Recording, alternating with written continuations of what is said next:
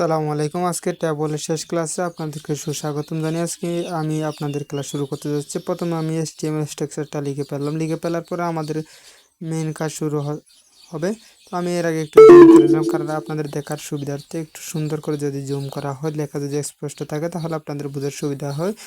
তো আমি পূর্বে নিয়ে ট্যাবল ট্যাগটা নিয়ে নিলাম, এরপরে টিয়ার ট্যাগ নিয়ে নিলাম। টিয়ার ট্যাগ নেওয়ার পরে ওটার ভিতরে টিএস ট্যাগ নিয়ে নেব, কারণ আমাদের হেডিং ট্যাগটার দরকার, বিকজ আমাদের হেডলাইনটা হেডিং করা প্রয়োজন। সেজন্য আমি প্রথমে নেমটা একটু হেডিং করে নিলাম। নেমের পরে আমি যে কোনো একটা কিছু হেডিং করতে পারি, যেমন ফোন নাম্বার অথবা অন্য কিছু।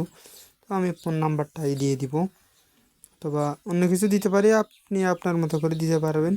তো আমি ফোন নাম্বারটাই দিচ্ছি।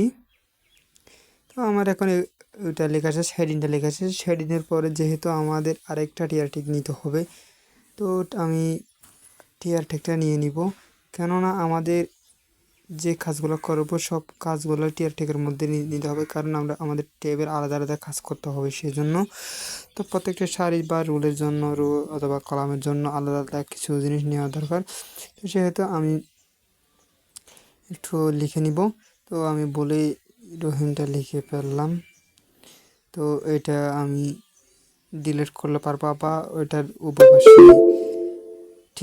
টিডি ট্যাগটাও লিখতে পারবো। আমি এটা আগে একটু মুছে দিব, কেননা এটা যদি রাখি আমি আপনাদের সুবিধা, আপনারা যে পাশে যদি এরকম লিখে ফেলেন তাহলে উভয় পাশে একটু টিয়ার ট্যাগ লিখে দিলেও হবে, টিডি ট্যাগ লিখে দিলেও হবে। আবার যদি আপনারা যদি চান আপনি এটা মুছে লিখবেন, তো কারণ আমি মুছে লিখতে চাচ্ছি, কারণ আপনাদের দেখানোর সুবিধার্থে আমি টিডি ট্যাগটা লিখে নিলাম। টিডি ট্যাগটা লিখে নেওয়ার পরে ওটার ভিতরে রহিমটা লিখে দিলাম।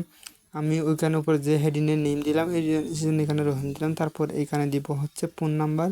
তো ফোন নাম্বার আপনি আপনার মতো করে যে কোনো সংখ্যার যে কোনো ডিজিটে দিতে পারেন। আমি আমার মতো করে একটা ফোন নাম্বার দিয়ে দিলাম।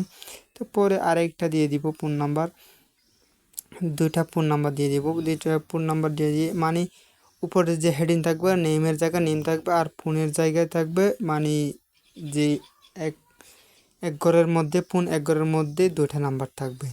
দুইটা নাম্বারটা কীভাবে শো করবে দেখেন, আমরা টেবিলের মধ্যে বর্ডার দিয়ে দিলাম, দিয়ে দেওয়ার সাথে সাথে ওটা একটু দেখতে পারবেন বা বুঝতে পারবেন আপনারা সহজে। দেখেন এটা এখন মানে একটা ফোন নাম্বারের জন্য একটা ফোন হেডিং ফোন নিয়ে নিল, কেননা আমরা এখানে কোনো কিছুই উল্লেখ করে দিই নাই। আমাদের উল্লেখ করে দিতে হবে ফোনের মধ্যে আমরা ফোনে কয়টা কী করব, বা কল স্পেন কত দিব। কল স্পেন 2 দেওয়ার সাথে সাথে আমাদের এখানে যে দুইটা ফোন নাম্বার, ওখান থেকে দুইটা ফোন নাম্বারের জায়গায় নিয়ে নিব। তো আমি যদি 3টা দিই তাহলে নাম্বার 3টা দিই তাহলে ওখানে কল স্পেন 3 দিলে হয়ে যাবে। ট্রু, আপনারাও আমার মতো করে সর্বশেষ টেবলের ক্লাসটি শেষ করতে পারেন বা শিখতে পারেন। আপনারা যদি কিছু না বুঝে থাকেন তাহলে আমার কাছ থেকে যদি সরাসরি করছেন তাহলে আমি আপনাদেরকে কোড দিয়ে দিব ইনশাল্লাহ।